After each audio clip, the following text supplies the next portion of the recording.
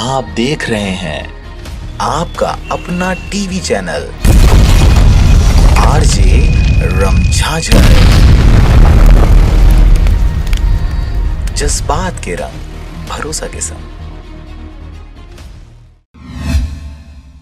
खबर है मुंगेली जिला के सरगांव क्षेत्र का, जहां पर नेता प्रतिपक्ष एवं बिल्हा विधायक धर्मलाल कौशिक ने नगर पंचायत सरगांव के महामाया मंदिर प्रांगण में अपने जन्म दिवस के अवसर पर वृद्धजनों को साल एवं श्रीफल का वितरण किया। इस दौरान कौशिक ने सर्वप्रथम मां महामाया की पूजा अर्चना कर भाजपा के समस्त कार्यकर्ता एवं नगर के गणमान्य नागरिकों के बीच केक काट कर अपना 63वां जन्मदिन मनाया। तत्पश्चात उन्होंने कार्यक्रम में आए सैकड़ों वृद्धजनों को साल वितरण कर उपस्थित वृद्धजनों से आशीर्वाद ग्रहण किया। साथ ही कार्यक्रम के आयोजन पर पंकज वर्मा, परमानंद साहू व असद मोहम्मद एवं सभी भाजपा के कार्यकर्ताओं को धन्यवाद ज्ञापित किया।